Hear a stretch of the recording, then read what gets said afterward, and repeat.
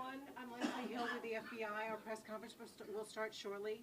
We apologize for the delay, but you can understand this has been a moving situation. I want to give you the run of show because that's changed a few times this morning. So if you can write this down, we'll also type it up for you. But just so you know, as the speakers come up, Governor Landry will be opening. Then we have Deputy Assistant Director Christopher Raya, R-A-I-A.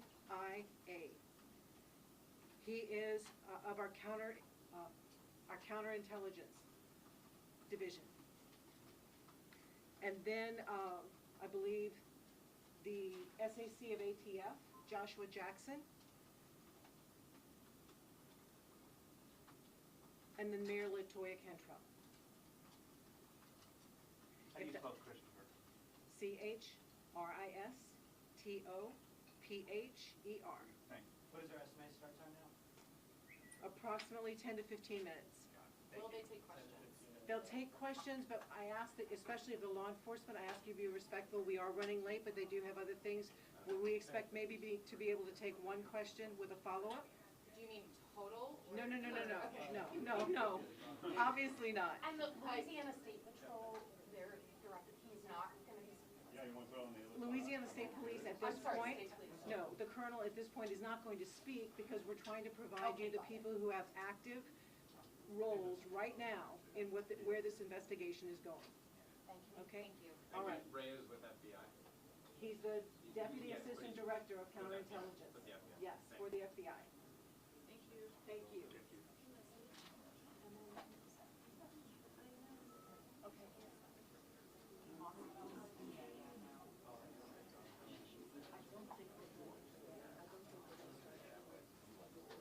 He's here. No, Oh, no, please mind.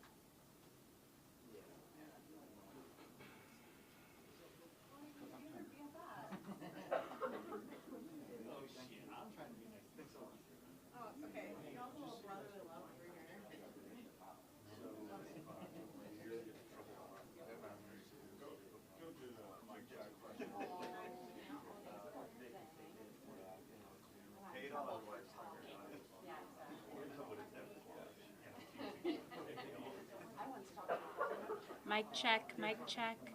Mic check, 1 2 1 2. Mic check. Jeff, is it good? Okay. Speak up next time.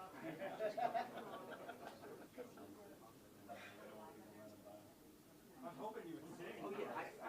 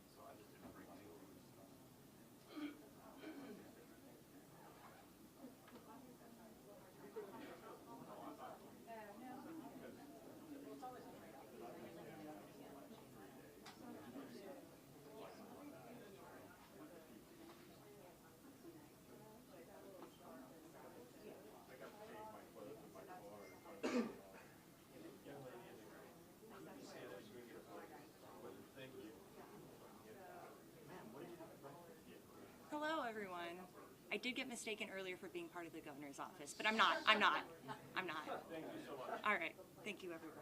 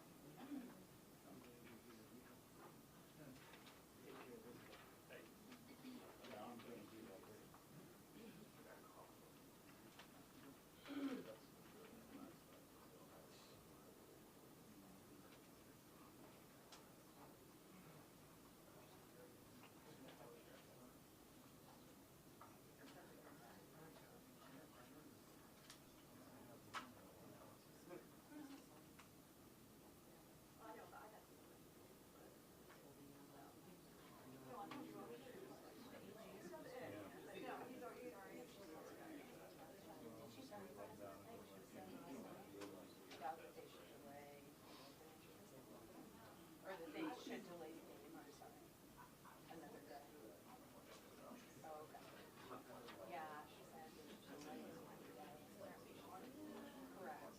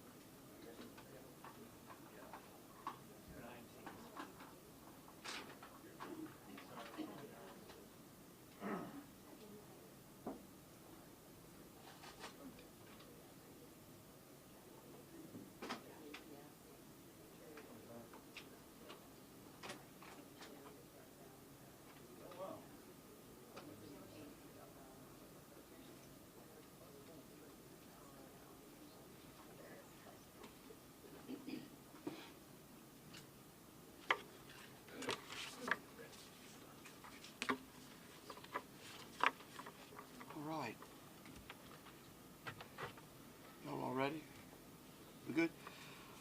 All right, well, good morning. I first want to start off by reminding the citizens of Louisiana that as you travel around the state, you will see the flags of all state buildings at half-mast in honor of those lives that were lost in this horrific act of violence.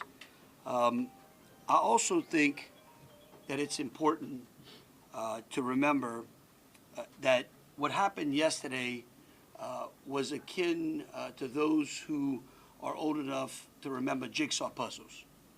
And that you would take a 1,000-piece jigsaw puzzle and you empty the box and you've got to start sifting through those pieces. And you want to start, if you're real good, you start at the corners, right? Try to put your corners together. And from yesterday to today, over 1,000 law enforcement agents and officers, men and women, have been poring over countless amounts of data, of videos, of surveillances, interviews, tracking down every possible lead that came to us, whether it was the New Orleans Police Department, the Louisiana State Police, the FBI, or our other federal agencies. Also yesterday, I issued an emergency declaration. That declaration was meant to streamline resources and communications between state, local, and federal partners. And we're seeing the results of it. I also would like to remind everyone that what's going on in this city and this state is twofold. We've got an active criminal investigation going on, while we're also continuing to secure the city in preparation for 3 o'clock kickoff time for the Sugar Bowl. With that, I would also remind those who are in the city that as far as state resources are concerned, we have the Louisiana State Police, the Louisiana National Guard, which was part of that emergency declaration, which allowed us to put an entire MP company on the ground. Those become force multipliers, is what we call that in law enforcement and the military. That helps to add to the resources that we have. Wildlife and Fisheries, the Department of Corrections, DSF, DHS, our Veterans Affairs, our Probation and Parole, all state agencies. Any state agency who has a post-certified officers are here in this city to help secure the city. And so with that, I would like to turn it over to Christopher Rea, who is the Deputy Assistant Director of the FBI's Counter Terrorism Division. Chris? Thank you, Governor Landry.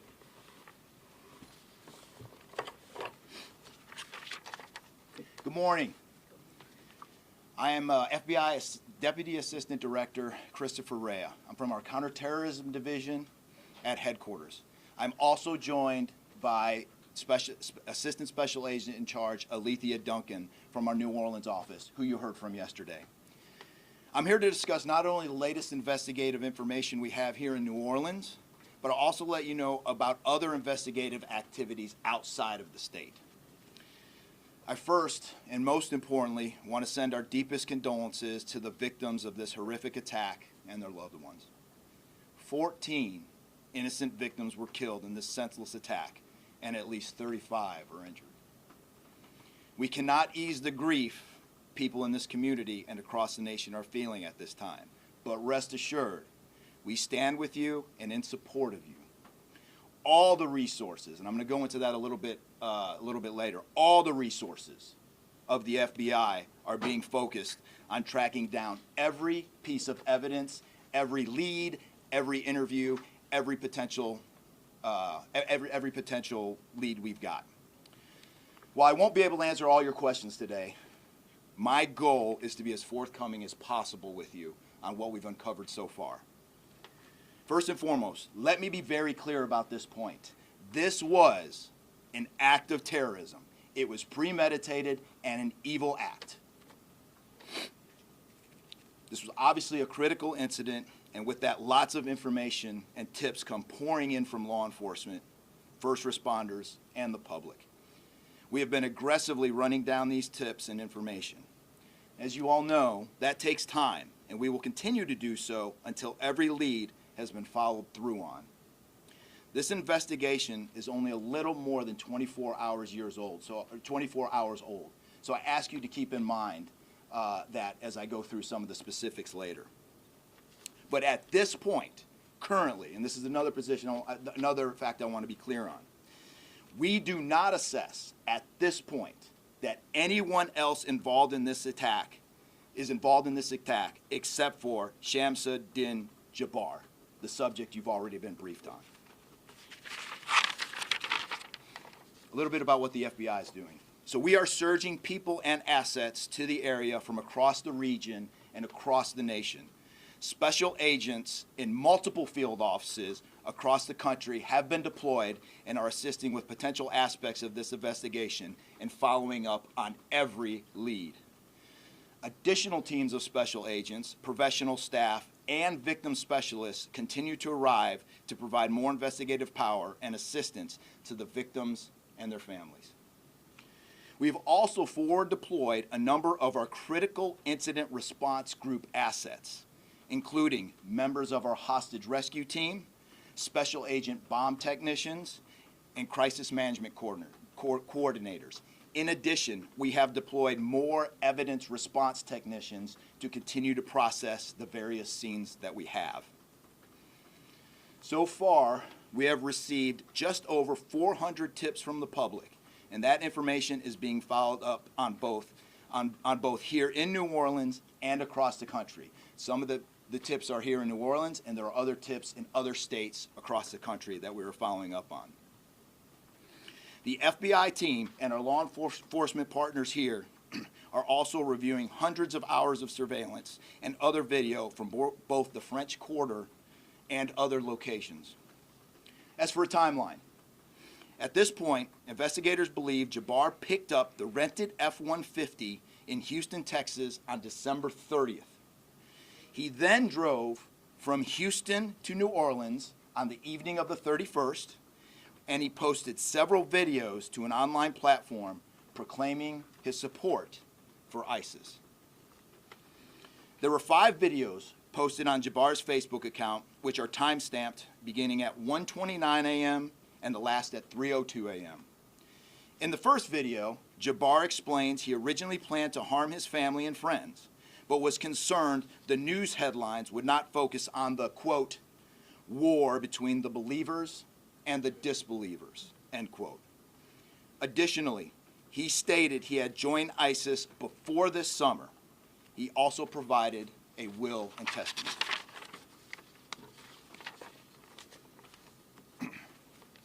FBI and ATF. FBI, we have a couple different scenes at the location. We have released the scene at Bourbon Street. That scene has been released. We also have a scene off of Mandeville address where we're currently searching that scene right now. FBI and ATF agents have secured that house, and that location is being searched for potential evidence.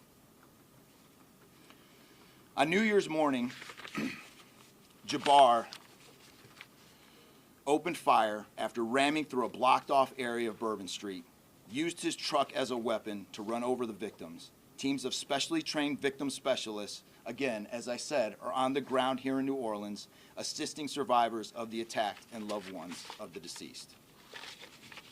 We do not believe the public is in any danger around any of these locations. 3 phones linked to Jabbar have been recovered, and digital media exploitation is a priority to see what is on the devices and determine if there are any other potential leads. Additionally, we have recovered 2 laptops and are currently reviewing them for any potential leads. Those laptops were recovered at the Mandeville address. Evidence technicians will also be going over the F-150 truck Jabbar was driving. As you know, we recovered an ISIS flag from the back of the vehicle. Jabbar declared his support for the terrorist group on social media, as I stated before, as he made his way to New Orleans. FBI bomb technicians also recovered 2 IEDs in coolers, one from the cross-section of Bourbon and Orleans Street, and the second at an intersection approximately 2 blocks away. There were multiple reports of other devices.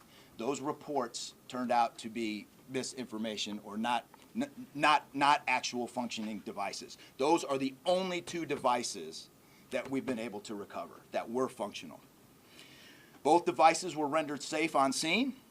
We did obtain surveillance footage showing Jabbar placing the devices where they were found. Two other, as I said before, 2 other items of interest were determined not to be IEDs. A little bit about Jabbar. Jabbar himself was born in the United States and is a U.S. military veteran.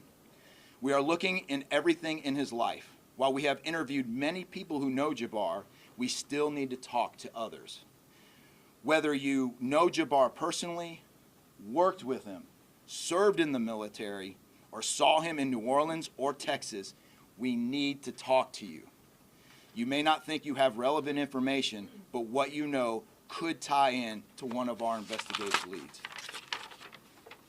Specifically, we want to talk to anyone who was in the French Quarter on New Year's Eve or early on New Year's Day.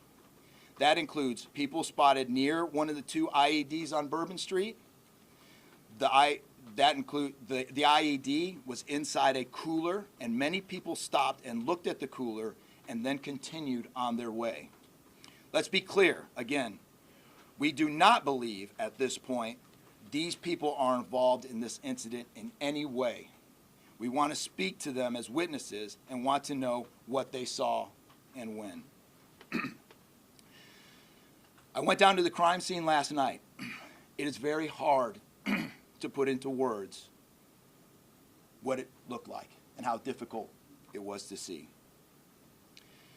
Anyone with information can call us at 1-800-CALL-FBI or send digital tips to fbi.gov/Bourbon Street attack. Early this morning, evidence response teams finished their work at the crime scene. Bourbon Street has been turned over to the city of New Orleans. As you know, there's also an FBI investigation in Las Vegas. We are following up on all potential leads and not ruling everything out. However, at this point, there is no definitive link between the attack here in New Orleans and the one in Las Vegas. And again, I'll preface, as I close, I'll preface everything with what I started with in the beginning, which was this is very early in an investigation like this.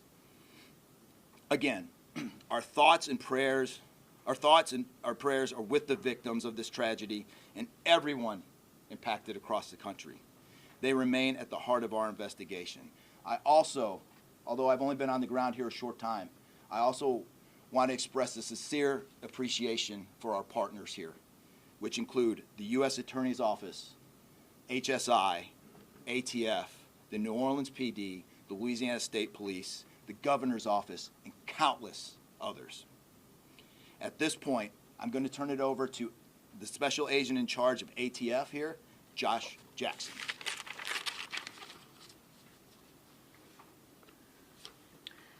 Hey, good afternoon. As stated, my name is Joshua Jackson. I am the Special Agent in charge for the ATF New Orleans Field Division.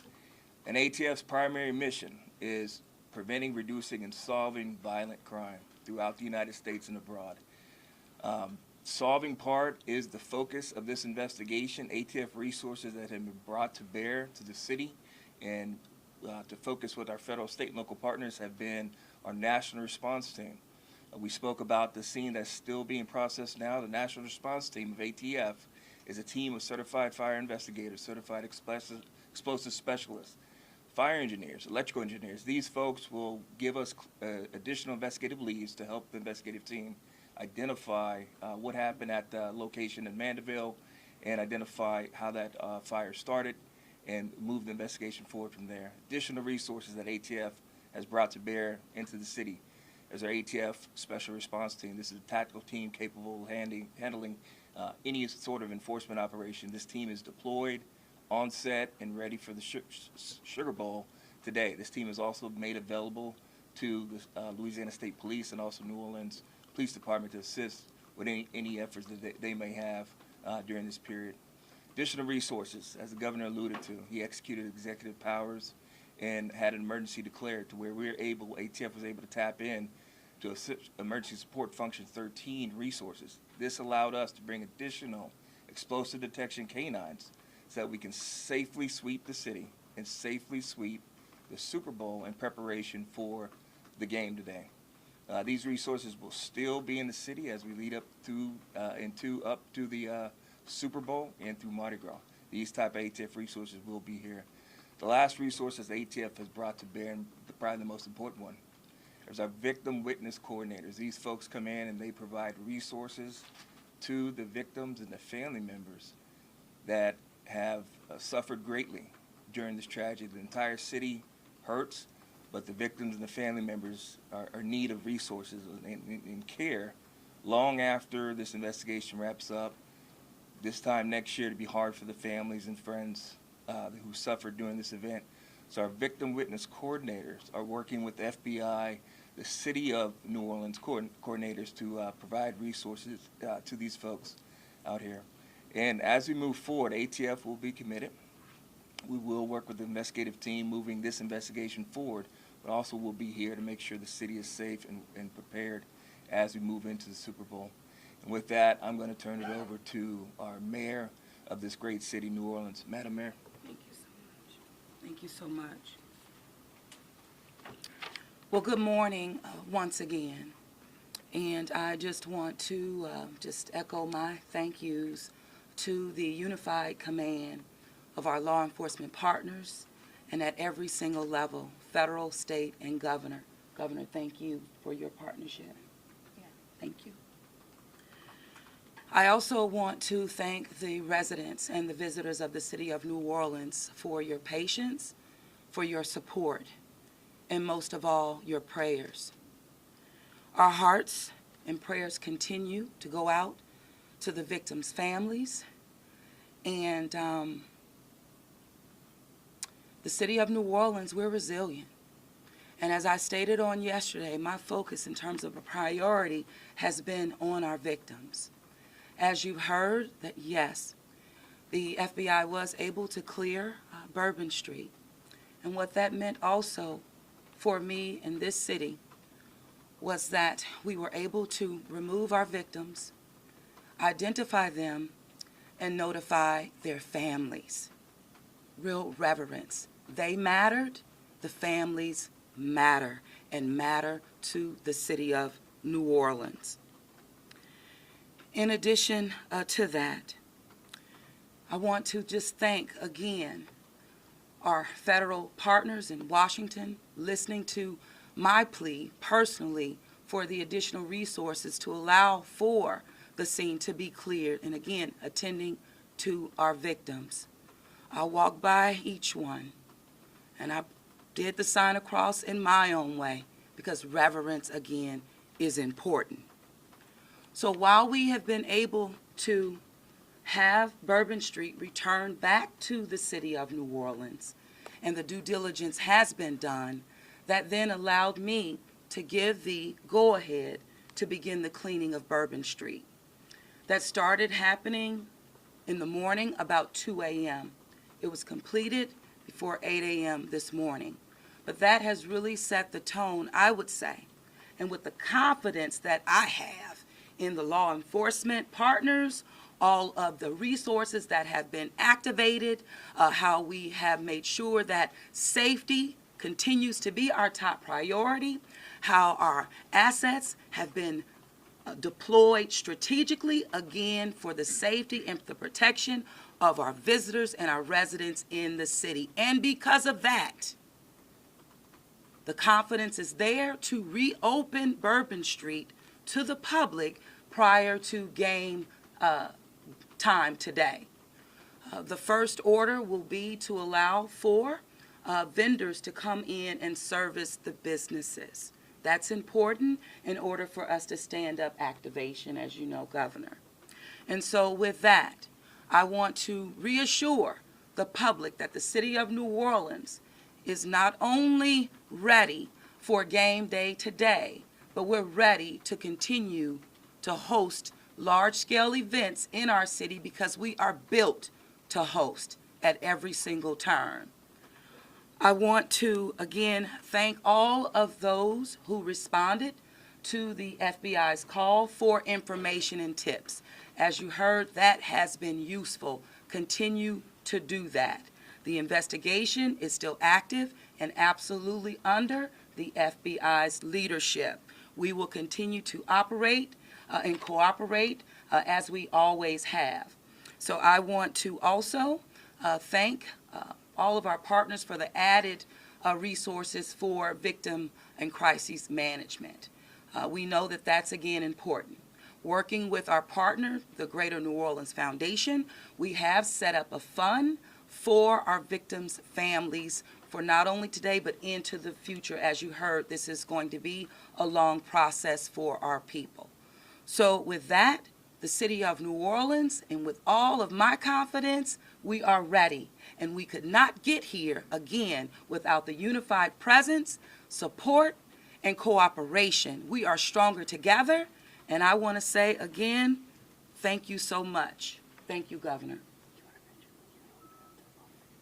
So once again, the governor would like me to reiterate that Bourbon Street will be prepared for full activation before game time today. We know 3 p.m., so we're working towards 2:30 p.m. But prior to game time, the kickoff, Bourbon Street will be restored. So we're hard at work now. Our teams are now, and of course, working with our business community to serve our public and serve our residents and our visitors alike. In closing, I want to rest people assured that right now in the city of New Orleans, there is an unprecedented amount of law enforcement resources that are being utilized to close out and to hunt down and to finalize this investigation. I want to thank the FBI and all of our federal partners for the amount of resources they have poured into the city. This type of event can happen in any city. And that's the tragedy of it. And I think it's important for people to understand that to protect our citizens in America from evil, you have to crush it. You can't go out there and placate it. You can't go out there and say, oh, I'm going to put this in place and that in place and hope that evil doesn't show up on your doorstep, because it will. You have to crush it. And that's what we're going to do here. We're going to put it all behind us. We're going to continue to keep the victims, those that are in the hospital, either fighting for their lives or trying to recover, in our thoughts and in our prayers. But you know, this morning, and I don't want to single out just one news source, but I just happened to turn on Fox and Friends, and there was a young man who was interviewed who was actually on Bourbon Street during this horrific act of terrorism. And they closed out by asking him, what now? And I think he summed it up. He said, look, we can't live in fear, because fear will paralyze us. He said, we come down to the city to enjoy ourselves and to entertain ourselves and to be with our friends and with our families, because that's who we are. Louisiana invented hospitality. The people of this city care for each other. And believe you me, we care about each one of the lives that were lost in the city of that. We will never forget them. But it would be a tragedy if we let their losses be snuffed out because of fear. This city will be back. We will be open to family and friends and loved ones who want some time to relax from the pressures of life.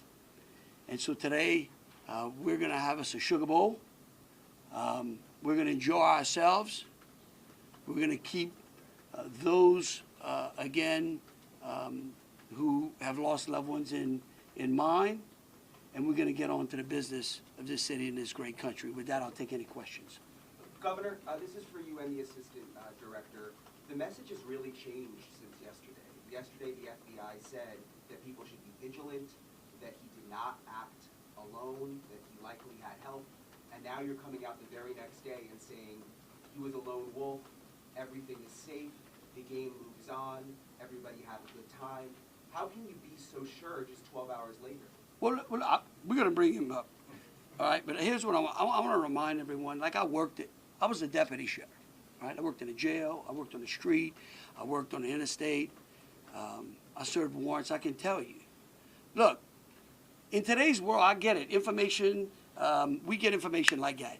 Everybody lives in a 15-second TikTok video. We think that life operates like it does on our phones, and it just doesn't.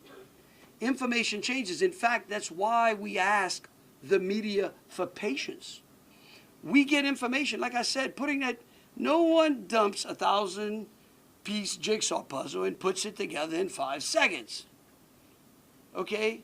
And what I would tell you is that I appreciate the fact that what we did was we're under-promising and over-delivering today. And I think that's important. And I want to remind something. Look, because over the last decade, law enforcement has taken it on the chin, unfairly. And there are great men and women serving in the FBI, in ATF, in Louisiana State Police, in New Orleans PD. Our sheriffs have been unbelievable in this. And I tell you, they want to protect you all. And we have to trust them. And sometimes the information we put out, we end up finding out that it may be incorrect. But guess what? What we're doing here is something that I think is important. It's called transparency. And look, something may change again. Here's what I do know, though. Right now, this is one of the safest places on earth. That doesn't mean that nothing can't happen. Thank you, Governor. And to echo exactly, I think the Governor put it eloquently, as could be said. In a lot of these instances, I also had the opportunity to deploy to Boss Bomb, and I will tell you this is almost carbon copy to Boss Bomb as far as the inaccurate reporting that comes up. And what the Governor said is we want to be transparent with the public. Years of the FBI not being transparent, we're being as transparent as we possibly can. Unfortunately, as we're being transparent, unfortunately for that, there is some information that we have to go back and recorrect. And in this particular incident, you heard the resources that we brought, that the other state and locals have brought. We've had 24 hours now to go through media, to go through phones, to interview people, to analyze those videos, analyze other databases. And after all of that, there's been hundreds and hundreds of leads done just in 24 hours. We're confident at this point that there is no accomplices. And I'll give you an idea of how that information sometimes a lot of the early reports came out that there were extra people that were setting the coolers down, right? It turns out those were just patrons on the street that were looking inside the coolers, right? We didn't know that at first, so we had to kind of track all that down and put that to rest. So that's just an example, one of the pieces of information, but there were other pieces of information that after we got our feet under us a little bit and on the ground here, we were able to put together a much more accurate picture of the subject and his attention. Just one follow-up. But you stated death toll, we just wanted to double check. Yes. 14, not 15? Yeah. Sorry, sir. 14, and then the shooter himself would be 15 total, to include the shooter. And What if the terrorist wearing a the suicide IEDs, vest? were the IEDs pipe bombs, and have you discovered a remote detonator anywhere? And when you said that you have surveillance footage of the suspect planting those IEDs, what time roughly were they planted? Yeah, those roughly a couple hours. I don't have the exact times in front of me. A couple hours prior to the attack. Probably after midnight. I want to say 1 or 2 in the morning, So but I he can't. left the area and came back. Correct. That's our assumption now. I mean, we still have a lot to work through. We're getting more surveillance video and everything else, but that's the assumption. Was he wearing a Were suicide there vest? sweeps being done on Bourbon Street? Would there have been canines out on New Year's Eve? Would there have been bomb sweeps done? Look, I as part of think- the regular I thi- barrage? Let me just say this, and either Joe or Rob will correct me. Look, a bomb dog doesn't operate like a drug dog, right? On Bourbon Street, there's a lot of senses, right? A lot of smells. I don't think you can run a bomb dog down Bourbon Street with thousands of people there and be able to sniff out a bomb. What we've been doing, what they have been doing, is certainly a complete sweep of the quarter because of the limited amount of traffic that's been out there. Let me just say this. I think this may help. It would be my hope that as some additional time goes through, maybe closer to maybe the beginning of next week, we will, if we've got it to what extent buttoned up as we could, I would work with the FBI and the city, and maybe we can come up with a timeline to be able to get you those information, kind of walk everyone through from day one through. I think it's extremely premature, and you're really putting us on some speculative grounds to ask some of those questions, because again, it's only been 24 hours. I mean, can you imagine how far we've come in 24 hours? So, Was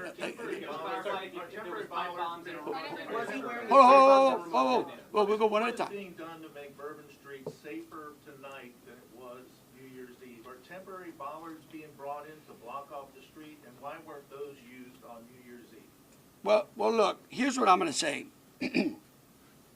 Every time some bad guy does something like this, there's what we call an after-action review. Because again, nothing is 100%. We have reinforced the area. We have deployed some additional types of assets. I personally think it's up to the city or other. I don't like to give specifics because I don't like to tell the enemy what we got. But I can tell you we're in better shape than we were before. We have time for two more questions. Director, can you speak to the Mandeville scene? Can you speak to the Mandeville scene? And then we'll go to you. Some neighbors at that site told us they smelled smoke early in the morning. Was there a fire there? Any kind of burning happening? Yeah, Do great. you still believe that fire happened after the suspect was killed? That's correct. Yeah, I'll move to 18. I do want to address the suicide vest question. I want to kill that one right away. Okay. There was no evidence that the subject was wearing a suicide vest at all. So I will turn the Mandeville stuff over to ATF. Yeah, as to the fire at the Mandeville scene, so our working theory now is that the fire started after Jabbar was already deceased. There's a lot of different ways that can happen. You could have different time devices. You could have a long cord that extended that time. You could also have pressure cookers that were put on top of the stove filled with gasoline, and then it went off. There's a lot of different ways to do it, but that is why our ATF National Response Team is here to answer those questions and get that investigative lead back to our team. So more to come on that. We're still processing that scene. We're out there right now. Are you able to assess what type of How he became radicalized over all of this time, what brought him to Bourbon Street? Do we understand whether any international travel involved? What led him down this path to this sort of radicalization? Sure, a lot of questions we're still asking ourselves. We know that he specifically picked out Bourbon Street. Not quite sure why. I mean, I think one can assume that it was lots of people New Year's Eve, with a target for an attack.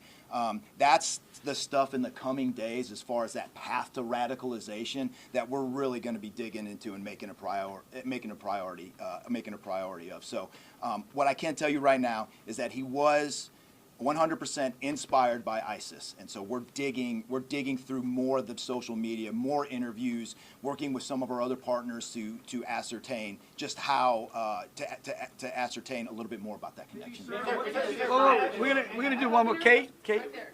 You've had your hand up for a while. Kate. Thank you, I appreciate it. Yeah. It's actually for Special Agent Ryan. Sir, I prefer those. I want you in order to reassure people, would you be able to explain the analysis and evidence that has led to this most recent understanding that he was a lone actor and that there is at this point, at least from your understanding, no further danger to the public? Sure.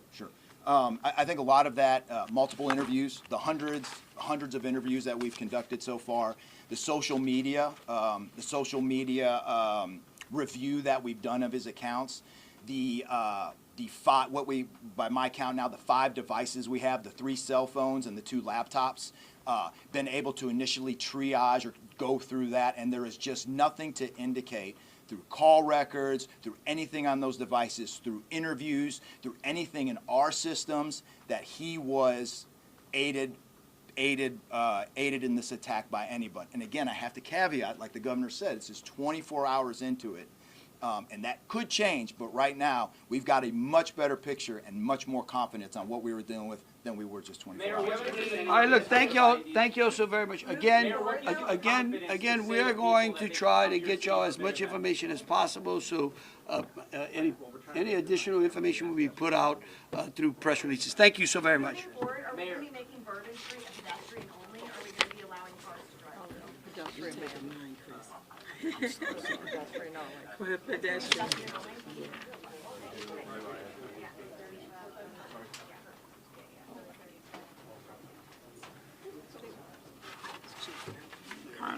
No, you good? No, I'm good. Yeah, yeah. Take it. No, no, no.